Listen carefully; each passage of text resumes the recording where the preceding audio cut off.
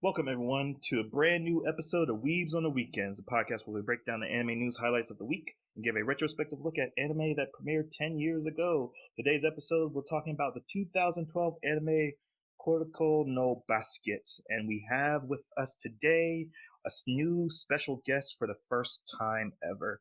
I'm your host, Jay Johnson, a part-time weeb and full-time English language sensei, and with me, as always, is my co-host, Sam Martinez, part-time weeb and full-time automail mechanic. Now, Sam, we're talking about some basketball today, and it may not be your favorite sport. Basketball. Sorry. There is basketball on my brain right now because I watched all 25 episodes of the first season this week, so I have many thoughts about this anime. But let me introduce our guest. So this is a former student of mine, as I'm a teacher, and he's a student. He's still a student, actually, in his second year at university, also living in Japan, being the best business major they possibly can be. Welcome to the podcast, Mr. Enendal. Hey, what's going on, guys? It's your boy Ananda coming at you with another episode of Weeps on the Weekend podcast. Did I do it correct? Oh, yeah, it's perfect. Thank you. That was great. Awesome. Yeah, cool. Yeah. So, yes, this is hopefully maybe you feel like returning, but when to get your opinion on this, because as a second year in university, me and Sam were in university when this anime premiered. So we felt like you had a perspective of this being a Zoomer. Is that what your generation is called? Yes, it's a Zoomer. Oh, yes, a Zoomer. Yeah, we're not boomers, but we are on the tail end of being millennials. So, Mr. Anandal, so as with all of our guests, we asked you to bring forth 9 anime that define your taste in anime. Your 9 anime that define your taste in anime. And you had a interesting list because many of our previous guests are like of the older age group of our millennial group. So can you please take us through your 9 anime? And if you feel like talking about any of them in any specific terms, please do. But what anime do you like? This is very counterintuitive because I'm on an anime podcast, but I'm going to talk about a manga right now. First manga on the list. I mean, it has an anime adaptation, but I specifically want to talk about the manga. It's Berserk. Although Berserk is a manga that everyone says is the best. Everyone says it's better than everything. Like, it has so much character, so much everything. I didn't really read it until last month or so. So this is the new edition here. Second is also not an anime. It's a light novel, and its name is Overlord. It also has an anime adaptation, but I specifically want to bring the light novel into the light here because it's so much better than the anime or the manga, and I really like it. And currently I'm actually rereading it because there's this new season coming up soon, and also there's the new light novel book, which is the book 15. So I am preparing myself for that, essentially. And the third is Death Note. This is I think my first anime I've ever watched. Death Note is an anime where everyone in my generation actually starts out watching, essentially. It's such a good introduction to what anime as a medium can do. And fourth is Neon Genesis Evangelion, which is my favorite anime, I think. There's no question about that. It's just my favorite anime. The fifth is the controversial one. I wrote School Days as my 5th favorite anime that defines my taste. Talk about controversy. Give us some reasoning here. Thank you for saying that, because I do have a reason. There's nothing wrong with okay, all right. There's nothing wrong. I don't technically like this, all right. I'm not gonna say I'm not gonna fight for School Days honor, all right. Okay. It's a person. Okay, personally speaking, when I watched School Days, I was in middle school. I was 14, or even 15 or something. It was one of those first animes where you realize that, holy shit, this is not a cartoon. And that wasn't Death Note. That was School Days. That was not Techno. That was School Days. Because School Days... Okay. School Days was realistic, alright? You cannot say Death Note's realistic. It's like a cartoon where there's man is just writing people's name and they're dying. That's the most cartoon shit ever. But School Day wasn't. It was kind of realistic in a way that it's just normal people living their life, but then these normal people are kind of fucked up. Especially the ending. Oh my god, it was such a traumatic experience for me. Okay, so I guess like because with Death Note, so with School Days, it takes a more personal approach to killing people, whereas Death Note, you're more detached. Like you said, you're just writing a name. It's not like you're physically doing it. Am I correct in saying that? Yes. Okay. And also like School Days, like specifically the ending scene where you realize that he has cut his head off and put it in a bag. Like when the camera sees everything from the perspective of a bag, that really fucked me up. Oh. As a kid, I'm just like, bro, no way. Even now, like, School Days is one of the animes where, like, one of the like most interesting animes that comes to mind, especially. That's why I chose this.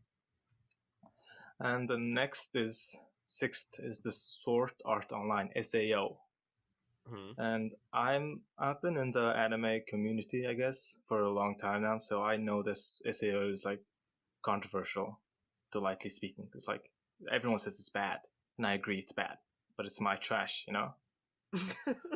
It's my trash. It was probably the second anime I've ever watched, and I don't know. I just liked it. It spoke to me as a kid. It spoke to you. You caught it at a good time of your life, and now it's just a part of you. You're just taking it on for the rest. Yes, for the ride. It's me. If you say SAO is trash, I agree, and I'm also calling myself trash because that's me. That's SAO. So. Okay. And the next one is Kuroko no Basket, which is the anime we're talking about today. And Kuroko no Basket is an interesting case for me because I largely liked it because I also liked playing basketball, at least initially. You know, like all these like crazy stuff that's happening on the screen, all these like impossible things to do you do as a high schooler. It's fucking insane. And anyways, like because of that, I feel like I could relate to the characters on Kuroko no Basket way more than other animes, and that led me to watch it continuously like 3 or 4 times, just as I did with SAO. So these two are on the same wavelength for me. The next is JoJo's Bizarre Adventures. Who is your favorite JoJo? Oh man, I forgot the names. Fourth one. You could be cheat and be like, oh, I like JoJo, of course. Yes, JoJo. It's the fourth one. Oh god. Giorno. Yeah, Giorno. No. That's the mobster. No. That's part 5. Yeah. So it's Josuke.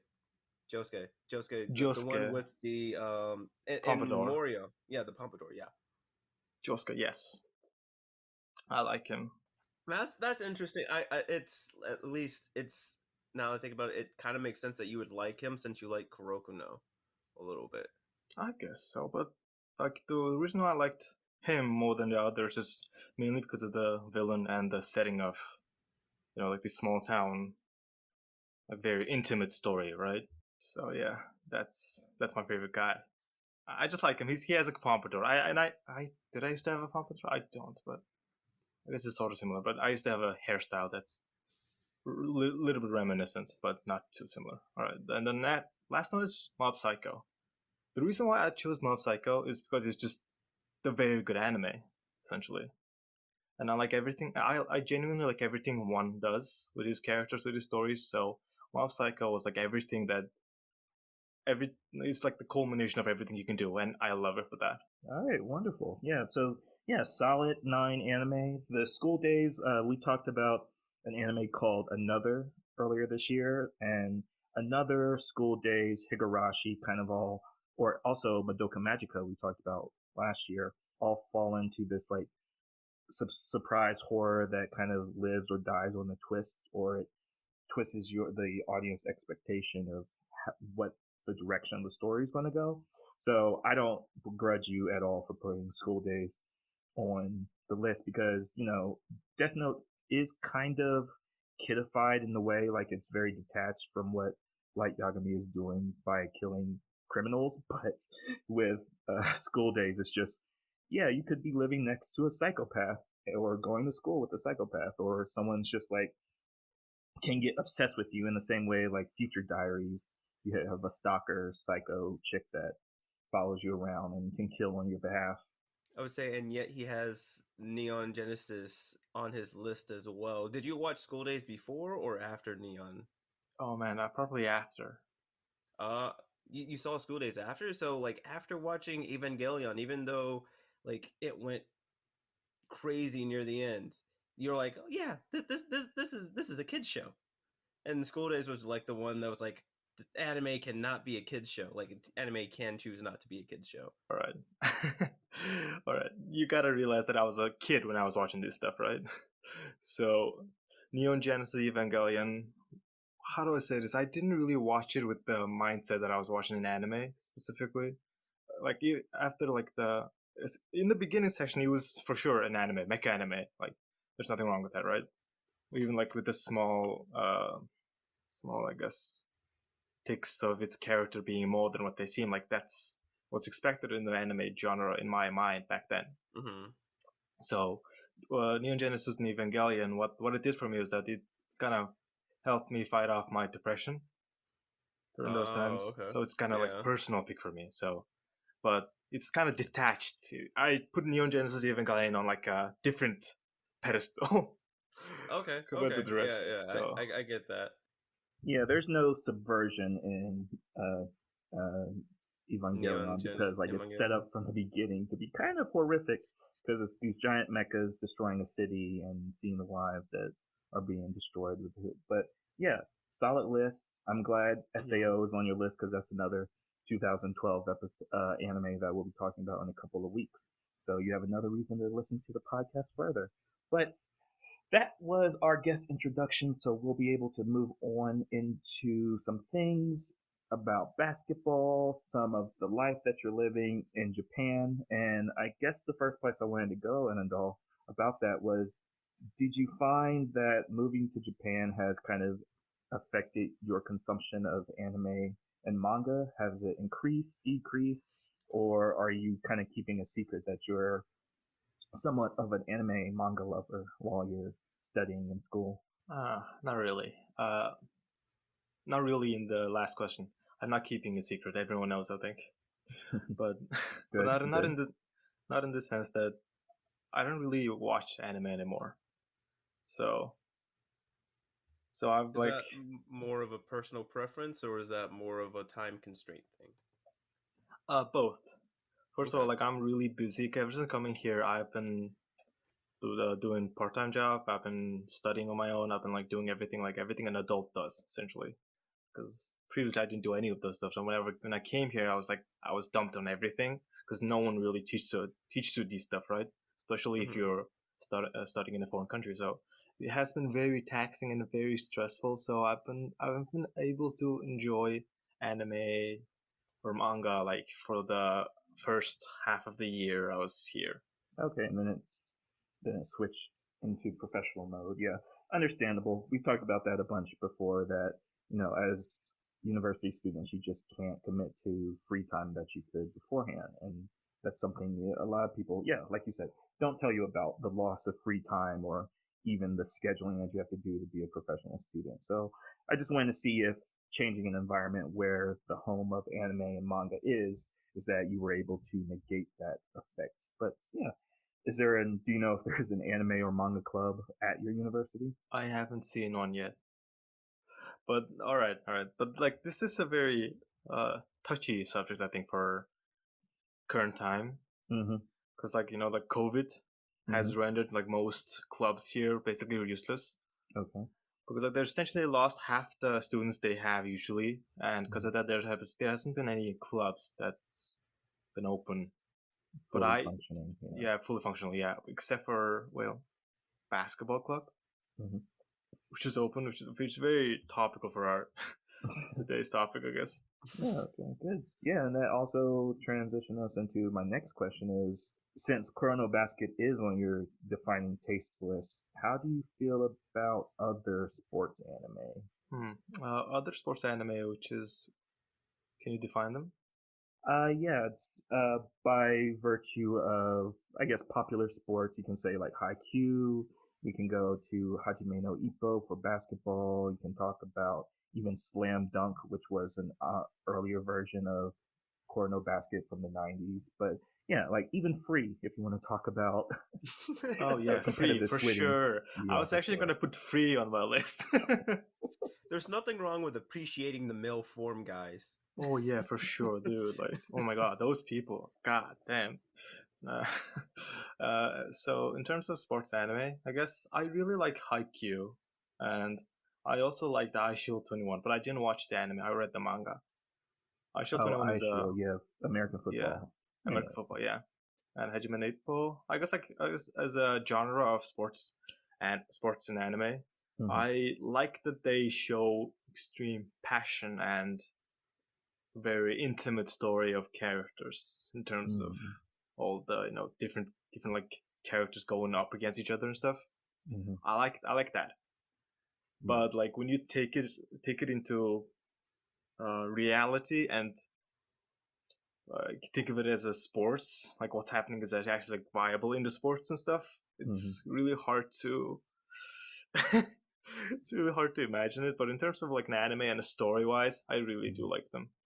Okay, good. Now, Yeah. now that you mention it about the thing in sports, it reminds me there was a meme that came out not too long ago where it's like, which came first, anime or sports, where it was sort of like an art reflects reality sort of thing. I don't know what the name of the anime was, but it was a baseball anime, and it was this crazy play where they were basically passing the ball by touching it with their glove, and it's posted side by side with an actual baseball team doing that exact same thing.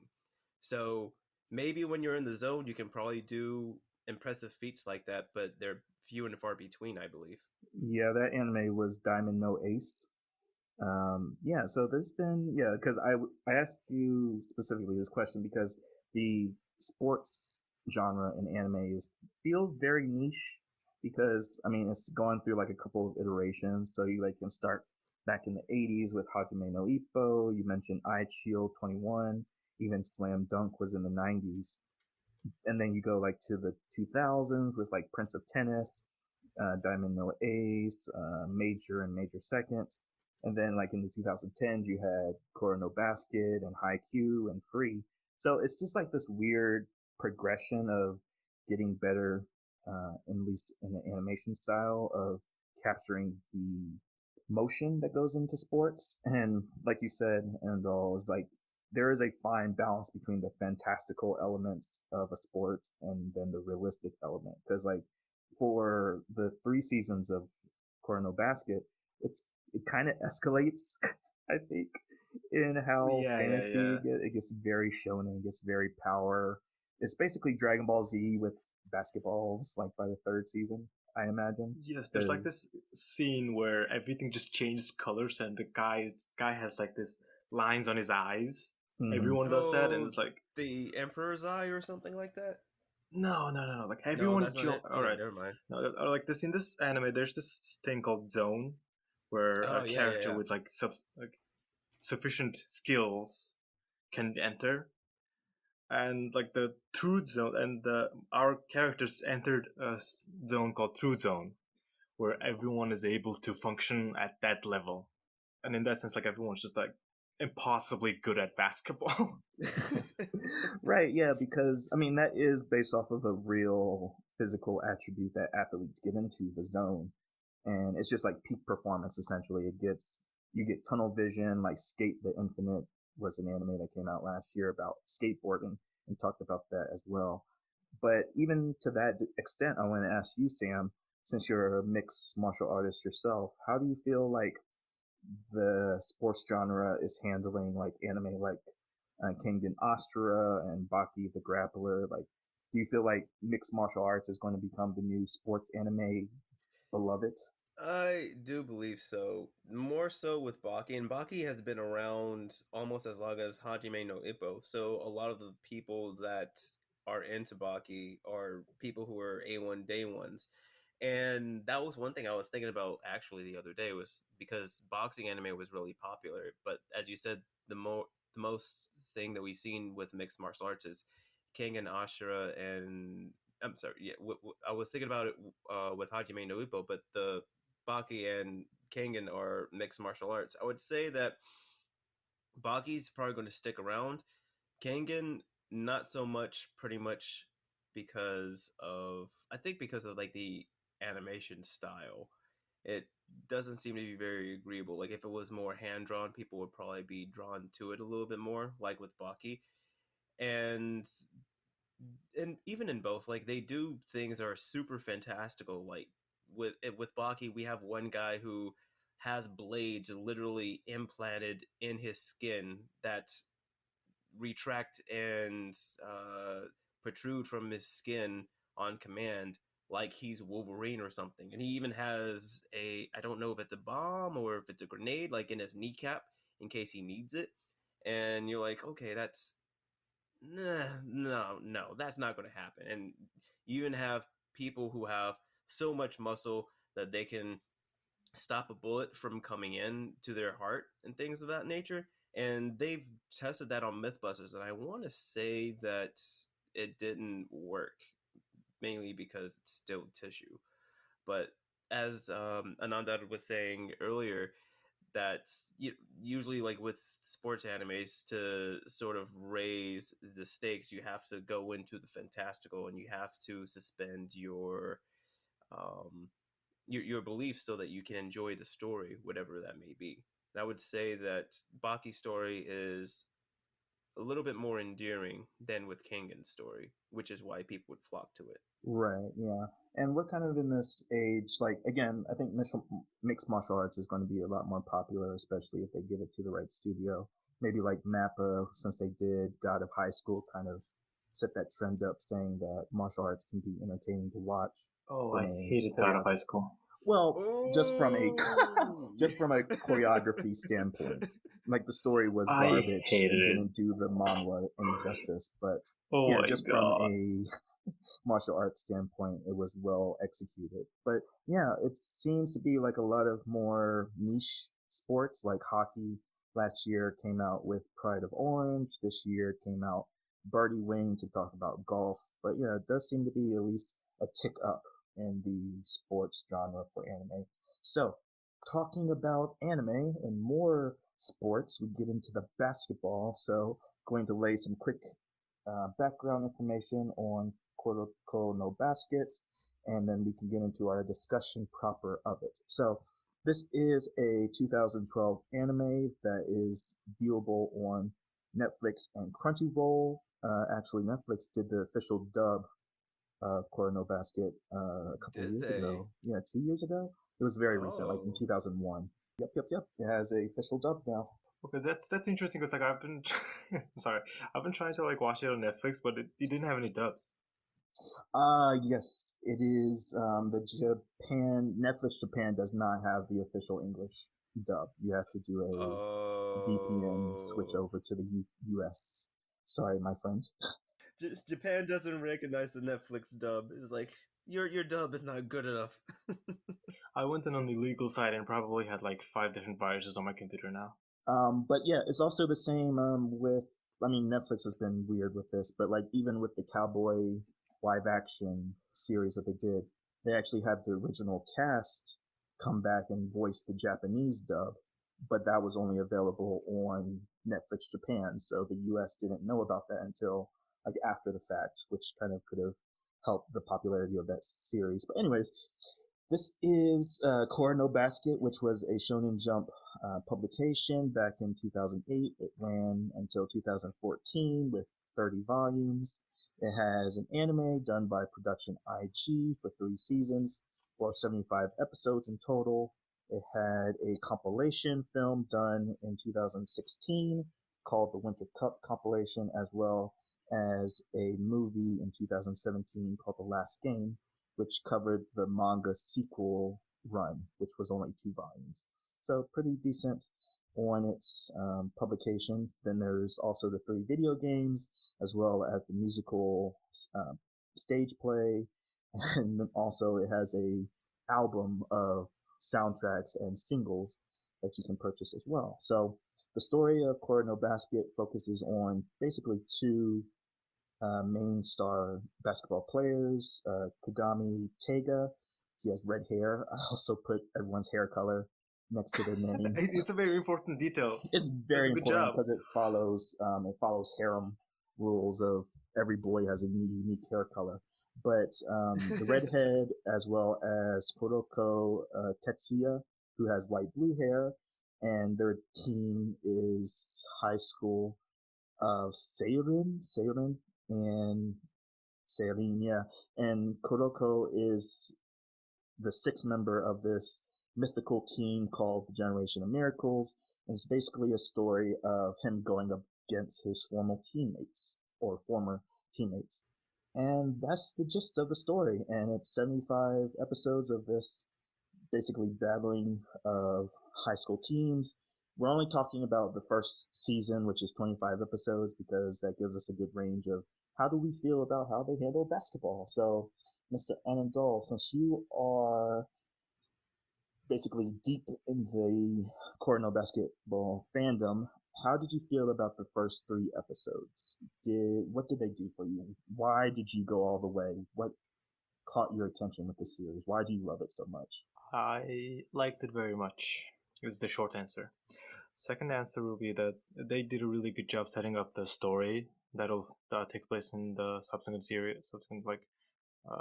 seasons and stuff. Like from the first episode, I took like some notes actually. Like I was watching it and then I realized that they do a lot of they try to subvert his expectations a little bit on the first episode by like building up this generation of miracles and then trying to add Tetsuya to it as well. And so they do a lot of that to basically build up what he can do and to make sure that there's the first impression of what he can do as the invincible, the Phantom Six member.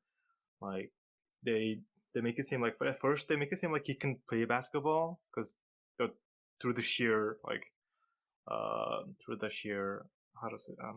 the name of the Generation of Miracles, he's part of it. He must be super good, right?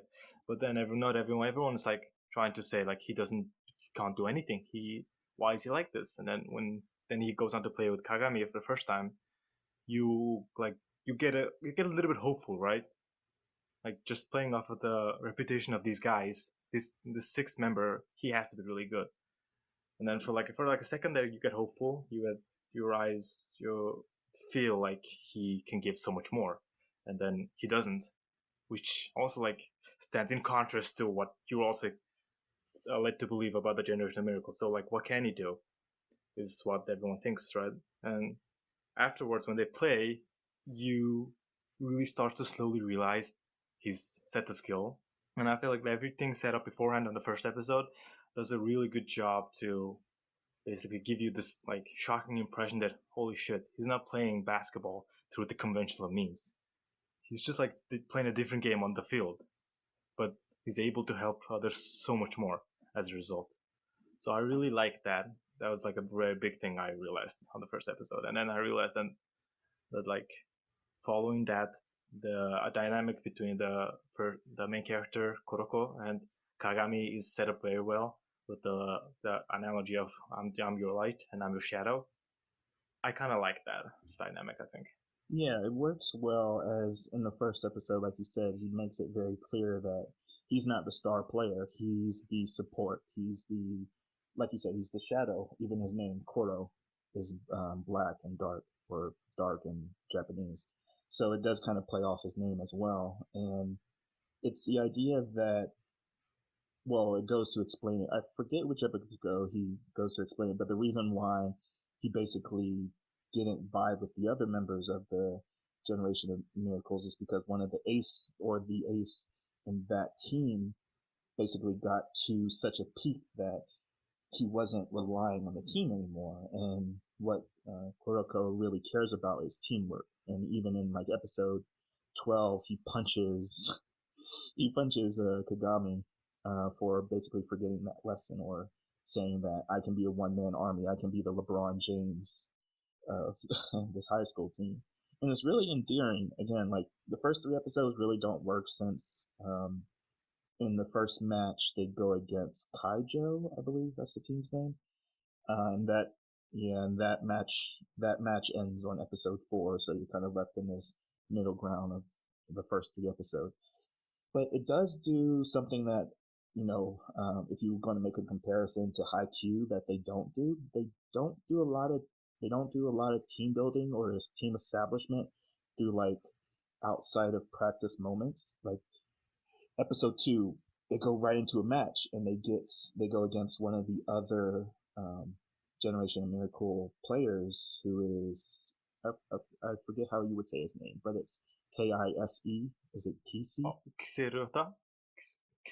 Kise, yes. And he basically has the Sharingan from Naruto because he has a copying ability. He's my favorite character. Yeah, he's pretty sweet. I like his gold hair design. I like his personality.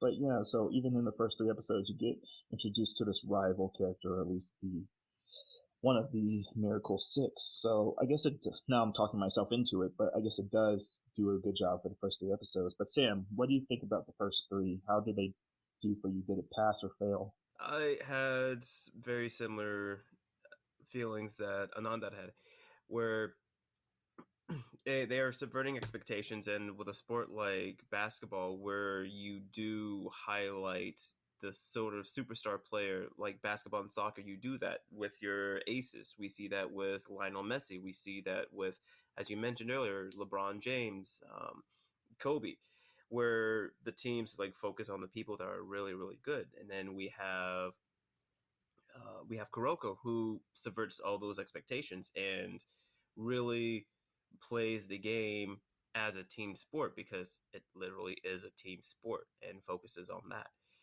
And I would say, I got the premise, but the first 3 episodes, it didn't really, if I wasn't watching it for this, I probably wouldn't have kept going.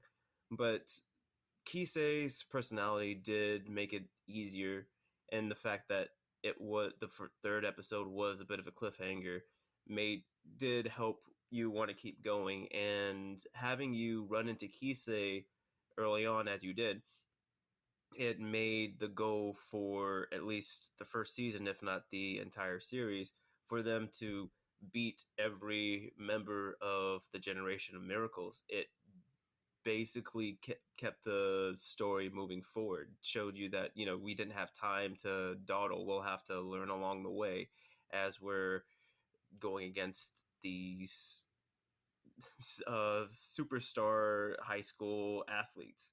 So I would say it didn't pass, but for me, like my 3 episodes, but I still would have kept going a little bit. So that's a weird answer for me.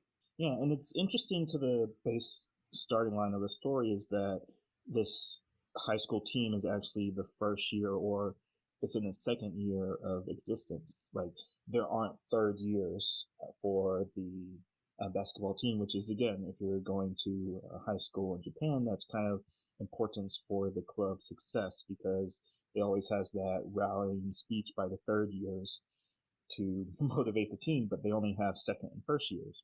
So they're relying on less skilled players as well when they're going against other teams. So it adds another needed dimension of difficulty. And then there's the relationship between Kagami and the rest of the team, because Kagami is he's kind of a foreign exchange student as well. He's lived most of his experience being a basketball player in America or United States, and his standard of what excellence is in basketball is kind of set forth by that standard, and that's kind of where his attitude comes from in the first 3 episodes. Because again, he's a one-man team, but he doesn't know how to work together because he's in a mindset of everyone needs to be the best that they can. Again, I want to keep paralleling this to Haikyuu, but let me not do that. So but again, it's a production IG, since they did both Haikyuu and Kuroko no Basket, so it is warranted. But moving on from the first 3 episodes, let's talk about at least like the highlights. So, Anandol, what would you say was your favorite moment from the first season? Either a match or something off the court, a character moment, but just something that really sticks with you from the first season? Let me think.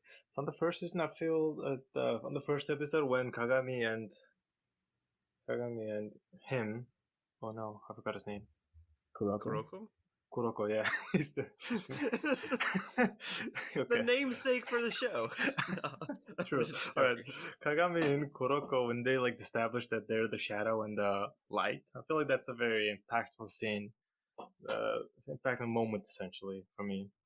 But like favorite play wise, I feel that what Kise does when he essentially like first steals Kagami's move, where everyone was like, "Oh, how could he do that? Oh my God, he just stole his move!" You know, I feel like that's a very impactful. Like, what can they do? You know, except that's essentially saying that what the Kagami can do best, he can do it, but better. You know, so that really sets the mood for me. Yeah. There's a lot of reaction shots in this season. I was like very paying much attention to because there's like these moments of Nani? yeah, it's like a bunch of Nani moments back to back from different people. Like, yes, there's a lot of attention and detail to the Seirin team, but also even the other members of the Miracle Generations or Generation of Miracles. Wait, Generation of Miracles? Yeah. And so they're basically main characters as well. So like the story revolved around their journey together, which is something really endearing from a sports anime, that you want your audience to be invested in every single team. And even with the wrap up of season 1, like the Seirin team isn't even in the finals. Doing light spoilers for this. But yeah, like the last 2 episodes are just Kojo versus Tohei. It's 2 of the other Generation Miracle players, not our main team. So it's very interesting that they changed it up like that. They give you investment in the other teams. So Sam, how about you? What's your favorite moment? It was the second time that we had Kagami and Kuroko essentially butt heads. It was right after Kagami runs into the previous ace, Aomine, and you are led to believe that Kagami reverted back to his previous mentality of only I can depend on myself, only I can carry the team, that sort of thing. But then you realize that Kagami was trying to push Kuroko in helping Kuroko learn.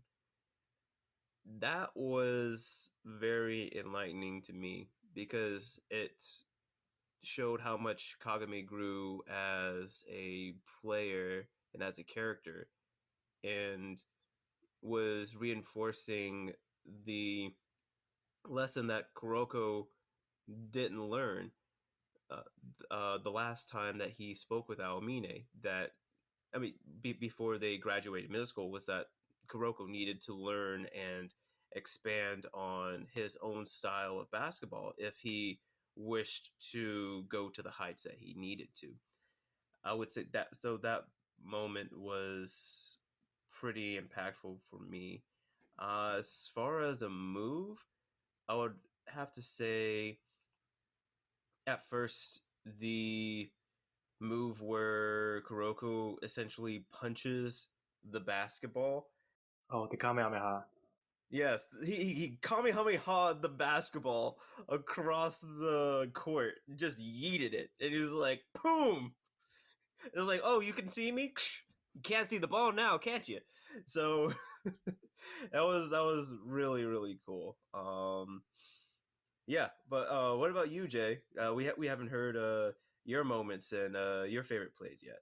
All right, so yeah. Oh, I wanted to comment about your moment, Sam, Okay. because it was interesting about, again, how much character writing there is in this basketball story. And it's like that moment of like, one, Aomine does feel not ashamed, but there is like this mixed emotionality to his character where like one of his teammates bad mouths Kuroko in one of the episodes, and he goes off on that team member, and then there's like a moment where he's talking to Kagami by saying like, you're not bright enough to be the light for Kuroko. So like there's this extreme level of respect that he has for Kuroko's abilities, but then he says that you haven't progressed since middle school, and I was like, bro, that was last year, and and it's like, give the kid a chance. Well, they're both kids, but their character designs for this is like, these are like grown ass men. They look older than me. They do. But there is this moment in episode 12 or 10. I think it's 10. It's when they're first going against one of the other members of the Miracle Generation, the green hair glasses one. Basically, he can shoot from literally anywhere. Yeah, he can shoot from anywhere on the court. That's his special Dragon Ball Z ability. And there's this moment where Kuroko like runs past Kagami, and he says, "Keep running." And when they get the ball back, he does this like whirlwind attack and throws the ball all the way full court across and helps him score again. I was like, okay, I'm invested now. So it really took until episode 10, whenever that is, for me to really get invested, because there's a lot of style points. It feels very like NBA street ball to me in some moments, which I'm assuming there's going to be some moments like that in the future in the other seasons, because I've seen scenes from future episodes. Oh, we've seen it with in the finals with Aomine versus Kise, where they throw in, as you said, like that street ball aesthetic in the game. Mm-hmm. Yeah, so you can like go 3v3 or 5v5 or whatever, but then rough house rules to be like, you can get violent with the your opponents. But yeah, and someone's then going to take out a knife. Yeah, maybe. Honestly, it would not be far to fetch. Yeah, get serious in these basketball courts.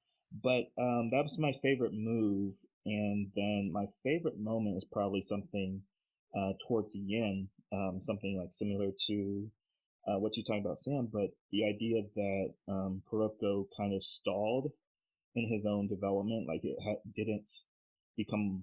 It's not obvious to him how he's kind of the weakest player on the Generations of Miracles. Like Kisuke is kind of like that because he just has the copy ability, and it fails him because his body isn't built up in the same way as Aomine's is, so he can't keep up with his abilities even if he can copy them perfectly like Akashi can. So there is a moment where he starts developing, I think they call it like the invisible drive in this. So it's like, oh wow, I have a reason to watch season 2 because I want to see what this move is.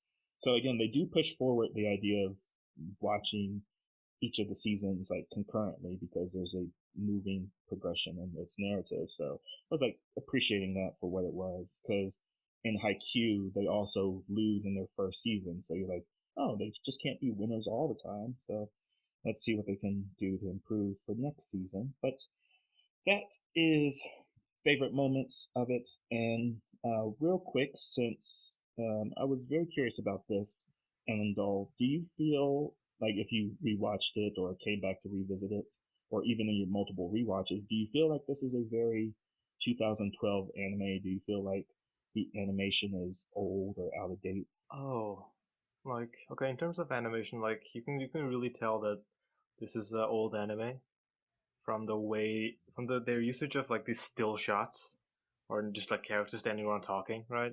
Mm-hmm. There's so many of those. Even on the later scenes, there's like so many of instances where everything just stops, as if someone just stopped animating. Yeah, everything just stops and just start talking. Their mouths start moving, and that's it. Mm-hmm. There's a lot of those here, and it's just a shame. But in terms of like what the anime can do, like from the, I guess, like the upper level of what it can do, there's like a lot of these moments of Sakugai where everything's just very fluid, right? Mm-hmm. Everything just looks so good, so fluid. Like you cannot really, imagine that happening on an actual basketball court. But then again, like in the animation stuff, you can really tell that the animators are doing their best to to like create this image of like excellency, right? In that way, I like it. I like it in terms of animation, but because like there's so many of these like shots where nothing's just happening, everyone's talking, everyone's like doing this, their moment of reflection in the middle of a match, right? In the middle of the air. Like the guy hasn't even dropped it, and then 5 different people get their opinion. so that's like a big problem for me, but yeah. Yeah. I mean, again, that kind of can come down to budget, because especially with these 2000s, we've talked about it, or early 2010s, that we've talked about this a little bit before, but yeah, attention to detail to background scenes and like small moments like you're talking about with the animation of background characters can't be well done. Even with production IG and their giant studio, can't do everything, perfectly for in those terms. But with like small things, like with those like action lines or energy lines that Kuroko does when he's trying to like create the projection for the ball to go in, is like really well done. Even when that Kamehameha moment happens, you can track the ball pretty easily. So like the dynamics of the ball is very well tracked, and even the character movements kind of gets lanky sometimes. Like they get a little bit of like extended body dysmorphia some moments for me, but that's okay. So nothing too distracting. But Sam, how did you feel about it being a 2012 anime? It was. I didn't think that it felt old at first, but then after hearing Anandar mention how everybody stops and stands around, and even in the clutch moments, say for instance, the thing that reflected me in my head was when just because I just saw it recently and trying to refresh everything in my mind, was the moment when Kagami is going against Rise for the first time, and Kagami uses his super jump without realizing he uses his super jump, and he's still moving, and we basically see Kise reflect at that moment. He's like, "We jumped at the same time. Why is he still going up?" Blah blah blah blah blah. We're getting his opinion on the shot. Like, I guess it's supposed to raise the tensions in that moment, and that is something that is a hallmark of some of the older animes, even with the people standing around still with their mouths just moving. And it just reminds me that is very, very much like stuff that we would see in Naruto, where everything would be in the clutch and then we're thrown a flashback, or we're given 50 other people's opinions before the action can continue moving.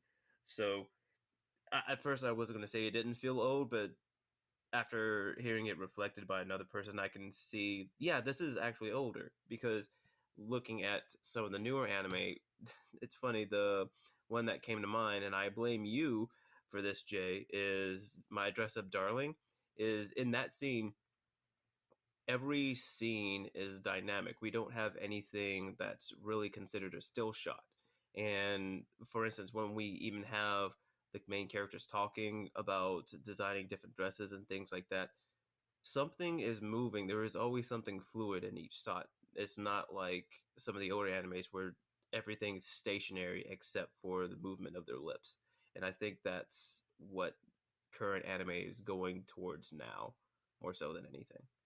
Right, yeah. So like later this year we have Blue Lock, which is a very popular sports anime, or sorry, football anime. So we'll see, like, kind of see if that is still the case, because again, like we can talk about a lot of modern sports animes. Like Remain came out last year, which was about water polo, and Run with the Wind came out 3 years ago, I would say, was about competitive marathon running. So yeah, like those moments where it feels like commentary needs to be done is kind of been left behind. It's like, yes, commentary can be done in real time and still focus on the action. That kind of went the way of Yuri on Ice back in, wow, when did Yuri on Ice come out? Like 6 years ago? Oof. Oh my god. I still haven't watched it. Oh, I put it on on my list and I just forgot about it. It's been 6 years. I think it's 2016 or 2017. But you yeah, started like, looking at your list more. I'm never gonna watch that. At this point. It's been 6 years. Yeah, give it up. But yeah, like they did a lot of audience shots. Like figure skating, you need to observe it, and then they were cutting away from the figure skating. So I think a lot of people noticed that, and the industry has kind of changed. So, but we'll see. So, even for what you were talking about, Andal, about the superpower jumping, was there a superpower? Let's just call it a superpower. But did you have Of course. whose superpower is your favorite? Like how it was visualized or how it was used on the court? All right. Okay. So this is my opinion. This is what I believe, and my belief is that Kise is the best one. Can you Why is remind that? us of his Say- ability? That's the copycat. He copies everyone. He's the Kakashi of this of the team. Okay. Right. I'm not gonna go in depth into it, but like I'm gonna explain why I think Kiseriotas is the best one. Because I'm such a Kakashi simp. I like anyone who has this copycat ability. That's my biased opinion. But then for Kise's ability is so like amazing is the fact that like on the later season he learns to perfect it. In other words, he like learns perfect copy, which is like the ultimate version of his ability, where he is able to copy everyone of the generation of the miracles.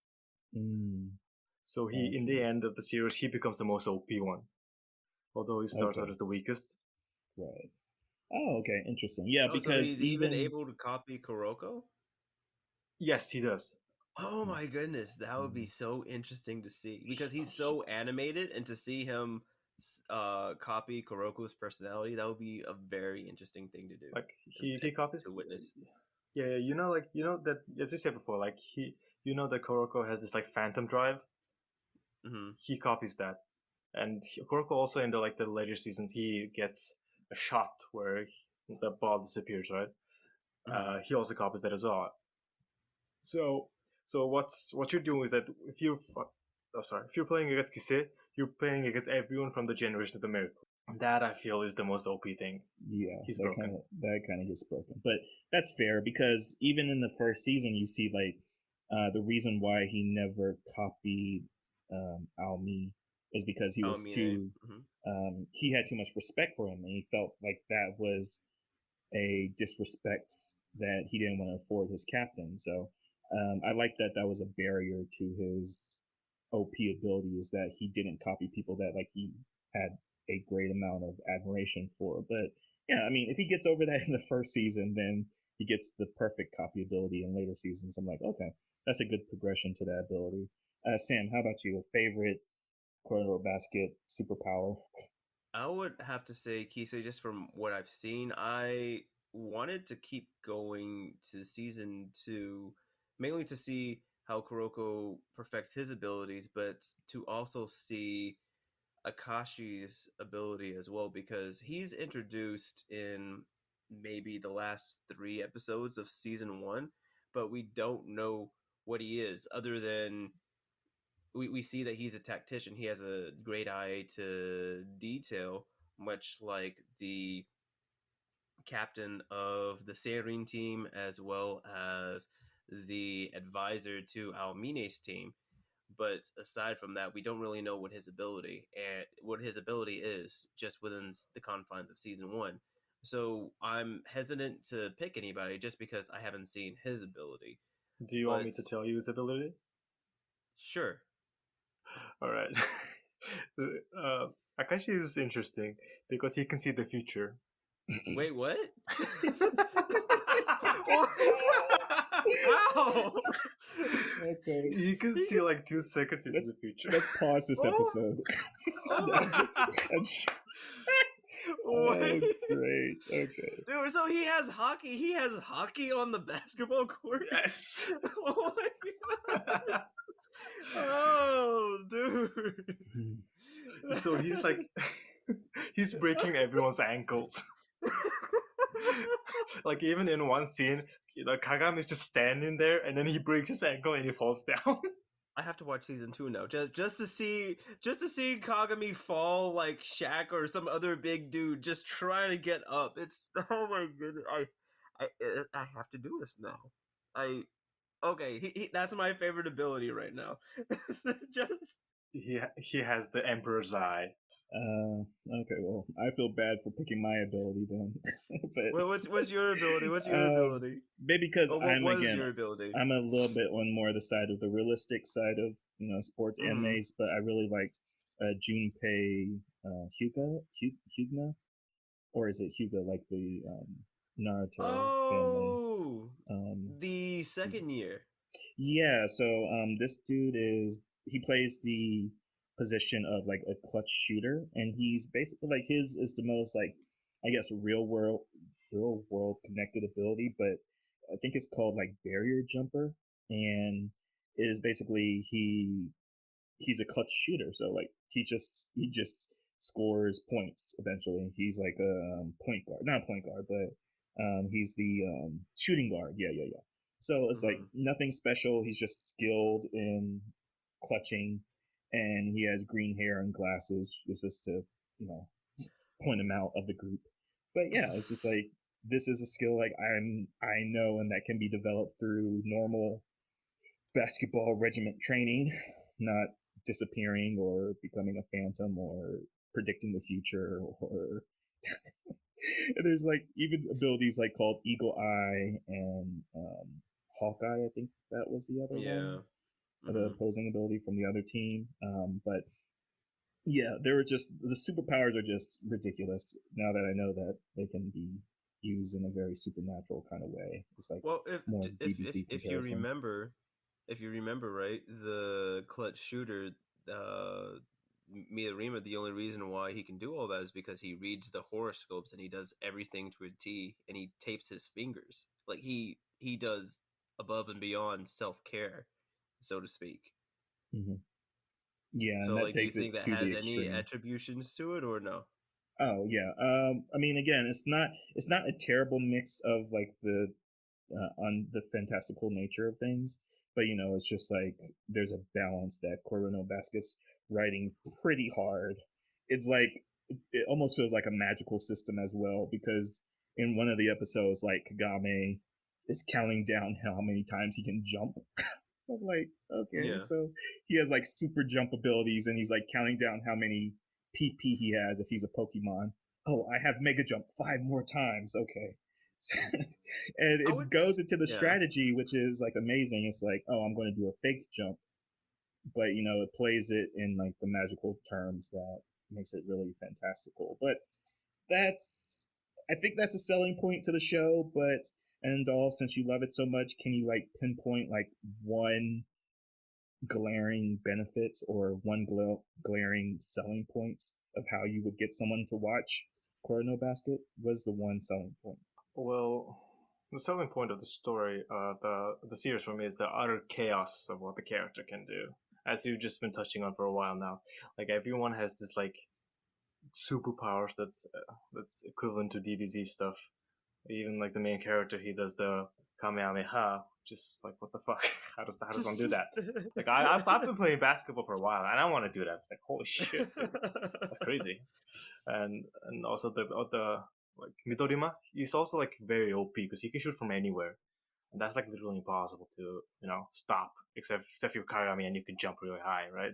So it's funny, like if you like look at the current NBA, you can really see how much like the 3-point shot has been doing to change the league, right? So if you take Midorima there, he's the next best player.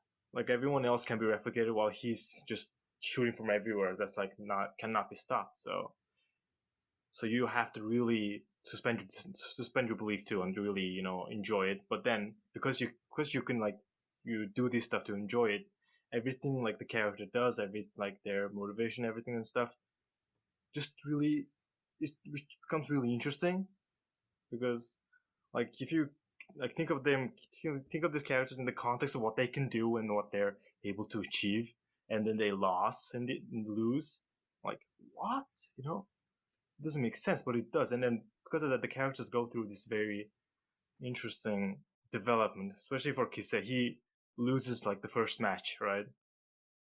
And that really goes into his character, and that really shines throughout in the later seasons as well. So that's why I would recommend it to people. It's just like this mundane sport becoming DBZ essentially. Right. Yeah. Because even though Kise loses the first team match against our team, or Seirin, his team does get to the finals of the first season. So it's not like it was an elimination at that point. So again, an inner high sports competition that you have multiple chances to re-qualify it, because that's what the compilation film is about, and I'm assuming what the second season is about the Winter Cup. But yeah, especially when it comes to basketball, you want to have a good understanding of the players' abilities and how they're going to combat against another team with special abilities. And I think that's something, again, what you're saying is that the positive is that it's a good, hard, quote unquote, magic system these basketball players have. And you're like, you can get really in tune with what they're capable of and see how they can manipulate and grow in their abilities. So, Sam, how about you? What's the number one selling point of watching or recommending this to someone? I would say I feel like I'm going to be a broken record because pretty much what I have said earlier regarding the 3 episode test, how the show focuses on someone who actively plays support and focuses on the team aspect rather than the individual style.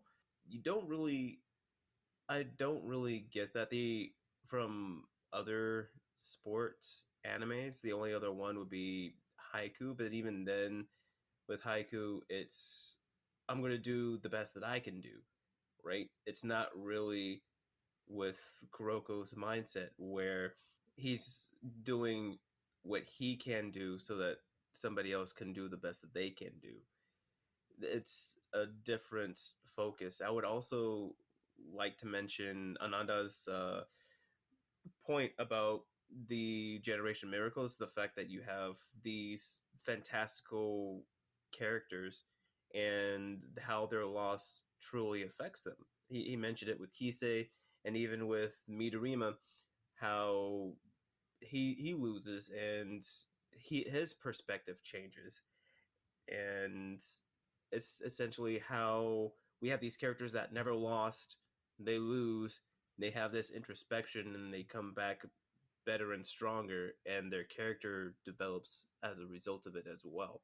So the character development, and you even mentioned this earlier, Jay, that the character development written in the story is very well done, that we don't really see a whole lot, or we wouldn't necessarily expect with sports anime. Right, exactly. All right, good. So, I did have a couple of final questions. Wanted to direct at Anandal a little bit differently than you, Sam. So, Sam, let's start off with you. But do you think this deserves to be one of the greatest sports anime of all time? Do you think this is the standard of sports anime? Do you think it's the best sports anime you have ever seen so far? How do you feel about it in total, I guess? I'm in the camp that if we didn't have this anime, we wouldn't have sorry, we wouldn't have Haiku. Mainly because, from what you said earlier, you've just slightly touched on it, that you compared it to Haiku. I did the same thing, mainly because I watched Haiku first, and as I'm watching this, I'm just constantly comparing it because with Haiku, it focuses on the team aspect as well, but it does it a little bit better. It takes a lot of notes from this anime and perfects it or polishes it. We, as you mentioned earlier, we get to see team building done outside of practice, outside of the court. The pacing is also done fairly well, where it can do that along with pushing for the story, working forward towards the tournament, things like that. Whereas in Kuroko's Basket, what we've mentioned earlier, they just hit the ground running. They All the development has to be done at the game, within the training camp. No, nothing outside of basketball or outside of practice, just because of all the action, all the games that they want to showcase in the anime. And that's where I would give it regard, because without this we wouldn't have haiku. It's definitely a trendsetter and a standard, and it does need to be recognized for that. As far as best, I'm not sure where that would go, if you would consider being a staple best or being a trendsetter one of the best, but it does need to be recognized. Gotcha. Yeah.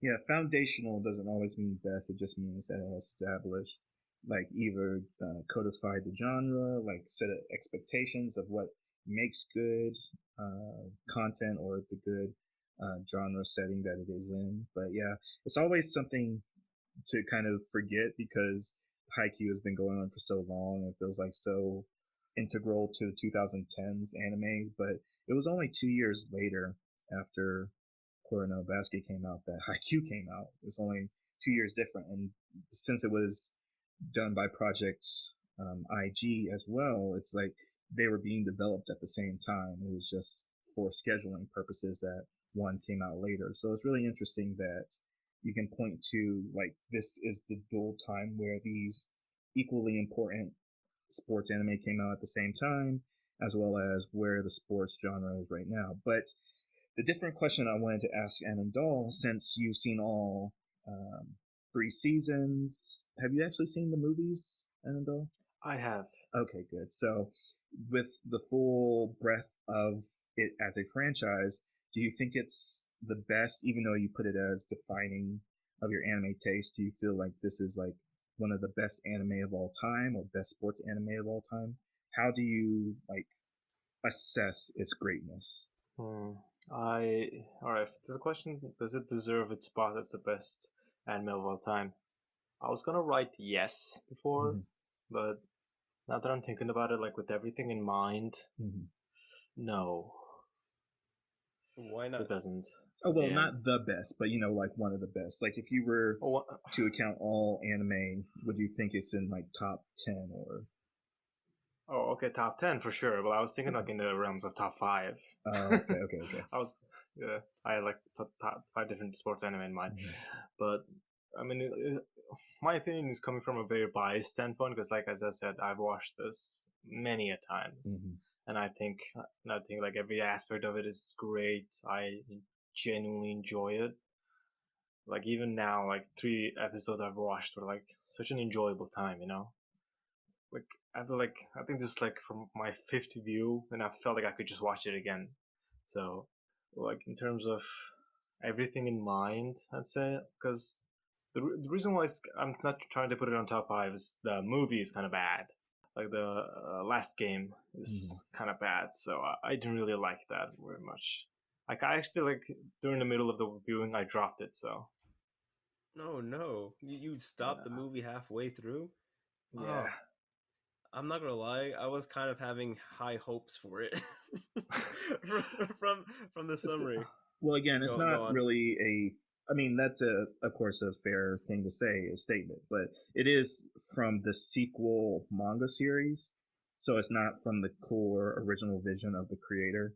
So it's like it's like one of those quotations. It's like, yes, the movie's bad, but also it's not part of the original vision of the original. So it's story. like Dragon Ball GT almost. True. Oh yeah, that would be nice. Yeah, that would be good. Yeah. Okay, so that's fair.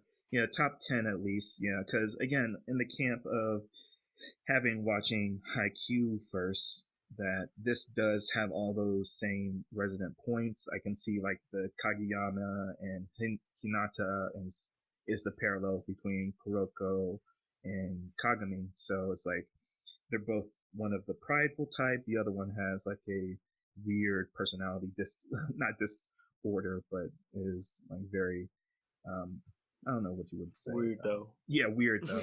Yeah, very for sure.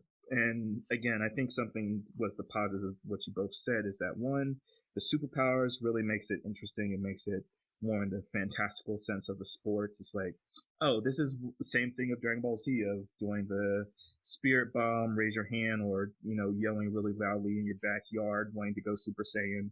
Same thing. It's like playing with your friends in the courtyard. of, oh, I'm going to do the Phantom Drive, and I'm going to punch this basketball and break my fingers, or I'm going to jump high. It's like, it's very shonen. I guess that's one of the best compliments, to say that it's top tier when you consider what the shonen genre does best. So I think this is fair to say, like, it's up there with, it's not in the same S tier, I think, as like Hunter x Hunter, if you're going to talk about like S tier shonen, but it's definitely a A+ tier in my estimation of at least season 1.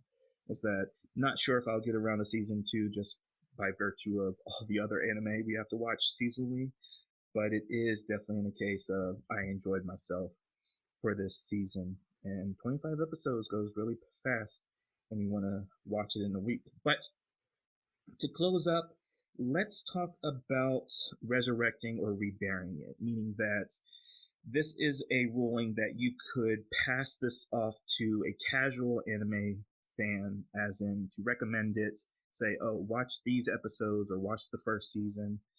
Do you feel like it should be resurrected, meaning that you can recommend this to someone, or is it too particular to recommend that only a certain amount of people would enjoy it, that it should be reburied and maybe another anime you would suggest over it? So, Sam, how do you feel after coming away from it? Will you actually go back and watch season 2, or are you dropping it? To find hockey out there on the basketball court, maybe, just maybe. But as far as resurrecting, I would definitely give it a resurrect. From what we mentioned earlier, it feels, it may feel just dated just slightly, and with the sports genre, as well, it's not oversaturated, but with such good compelling content that it has right now, I would probably give it a few more years until another blockbuster of a sports genre, say if we get another haiku within the next 5 years or so, then I probably won't give it a recommendation as much. But for now, with the way that uh, the way that the sports genre is looking right now, I would definitely give it, because it's very nice, and at least like for a casual viewer or for a new viewer, right? It's doesn't lean too hard into the anime tropes. You have your wonky personalities, you have uh, and we do have the over the top superpowers, but aside from that, nothing too cartoony or too overtly sexual that would be off-putting. It's very, very well balanced, and so I would definitely resurrect it and recommend it to people to watch. All right, awesome. Yeah, I mean, we've skipped over a lot of things because it's 25 episodes and there's so many matches that go on. Like the last 2 episodes, or there's like 2 episodes towards the end that's like a training arc. The last 2 episodes and proper are like matches from the other team. There's like 2 slow episodes where they find a dog, and there's the introduction of the female trainer manager of Aomine's team, who like has like the Sharingan too, that can just assess like stat points of the players. So that's skipped over as well, that we haven't talked about it. But She yeah, basically plays Saul. She's like, I know this person's personality, and he would do this in this situation. Here's a playbook on A, B, and C on what he would choose to do if he had 8 eggs for breakfast. yeah, she's a scout, but it goes into a lot of the personality traits. Again, part of team dynamics is understanding the personality types of your individual players, and I like the attention to detail, because she goes into talking about Kagami and Kuroko being unreadable because their personalities are too chaotic. And it's like small details of the story, again, like what Anando said about the subtle storytelling elements of it. But now to the main guest, see your suggestion. So if you were to recommend this to someone, or just recommend something else over it, do you think you would recommend it, meaning resurrect it, or skip it, or rebury it? I wouldn't recommend this. Although, like, I really love and adore the series, I wouldn't recommend it to, like, wide variety of people, right? Unless I know for a fact that they feel like they are the type of person who will enjoy this kind of story. But the reason why I would recommend this is, as you said, like, Haikyuu is the better interpretation of this kind of storytelling. It's just like the studio IG, just production IG, just like did everything better in Haikyuu, and currently they're working on a football anime as well. So I feel that they're just gonna do everything even better on that. So, like, with everything in mind, like, I wouldn't really recommend it, but I hope people watch it. But I've seen so many like people get sour on the series just because of the pure fantastical elements, right? So I wouldn't really recommend it, but I hope they enjoy it.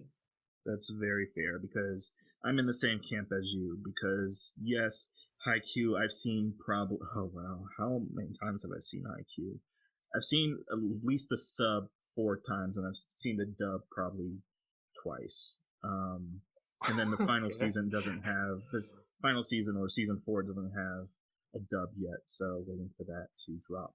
But anyways, yeah, but same thing with like defining anime, because it's defining to you, it is a personal choice that it's not always something you can share with people. You kind of have to assess the person first to see if that they would enjoy it, but it's not something you would generally suggest as like, oh, this is good anime.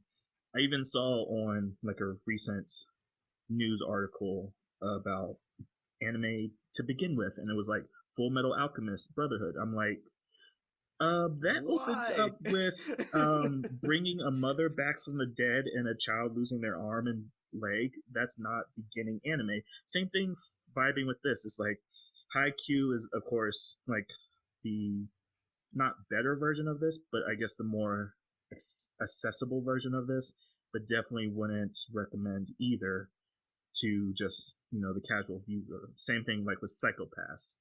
It's one of my favorite anime of all time. It's defining for me, but I'm not going to recommend it unless I know the person has some kind of twisted personality that I can be friends with. So that is a reburied, and Sam, you were a resurrect? I was a resurrect with a caveat. So a loose resurrection. All right, so a loose resurrection from Sam and a reburied from me and our special guest. So I believe very special. Yes, very special. That brings a close to our 10-year anniversary review of Kuroko no Basket, or Kuroko's basketball? I don't know. What would the translation be? No is the possessive. So yeah, is basket just basketball? Yeah, it's just Kuroko's basketball, yeah. Yeah, Kuroko's basket. Yeah, his basketball. Okay. But I don't think he has a basket ball. I think he just has a basketball team. Buckets. He has buckets. Yes. All right, cool. So, Enendal, thank you very much for coming on to our little earnest podcast. We are a little bit behind on the anniversary since it premiered on April 7th, 2012, but that's okay because there's a lot of promotional stuff going on this year for it. I believe like the first volume is getting re-released as a collector's item, not a collector's item, but a special extended edition, so that might be something you might want to look out for. Since you're in Japan, you might want to pick that up for yourself. Is there anything you would like to say? Like to shout out anything? You want to talk about your podcast a little bit? Anything you want to talk about as we close up? Yes. Thank you for having me on this very nice podcast of yours. I really enjoy talking about anime because I don't really get to talk about anime much because I don't really know like any big fan or whatnot. So it has been very enjoyable. So thank you for bringing me as a guest. And of course. Yeah, and I do also have a podcast, but it's not like a serious podcast. It's just like me and my friend from Mongolia, like two of us using podcast as an excuse to just hang out and to catch up and stuff. So the podcast name is the WeeklySandwichCap. The name is random. We just kind of came up with it, so don't think too much of it. What type of sandwich is it, or do we have to find out on the podcast? Actually, we haven't talked about that. We don't really go into the names. It's a mystery sandwich.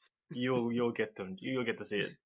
So yeah, if you want to very much enjoying it myself because it is Weekly Sandwich Cap with no spaces, and it's definitely on YouTube. Is it anywhere else? Any other platforms? No, it's not. Okay, just on YouTube. Yeah, and you have like some very interesting thumbnails, which I'm very much enjoying. I'm like, oh, what's the next thumbnail going to be? So it's really interesting and cool, creative in that way. So, all right. So I think Sam has something special for us to close out this episode, but we are all done with our discussion of Kuroko no Basket. We might actually come back with you, Anandol, if you feel like talking about Sword Art Online, because that's another 2012 anime that you might feel inclined in a certain way, because I hate it. And it's on your list of something you love, so it might make for an interesting talk between us. So, might want to invite you back. Why do you hate that. this? Why do you hate this? Why do you hate this? It hurts. Oh my god, my heart, my beady, tiny little heart. Jay, Oh, that is understandable. Jay, you're trying to close it up and you're choosing violence right now. Why are you doing this? It's a late night. I stayed up to choose violence. But yeah, Sam, what do you have prepared for us to close out? Yes, I have something that's a bit of a blast from the past. Hopefully all of us can recognize this, as it was popular quite back in the day. So let's go ahead and let's start it. Just give me a second. Come on and slam, and welcome to the jam. Hey, come on and slam, and welcome to the jam. Slam, welcome to the jam. You wanna jam?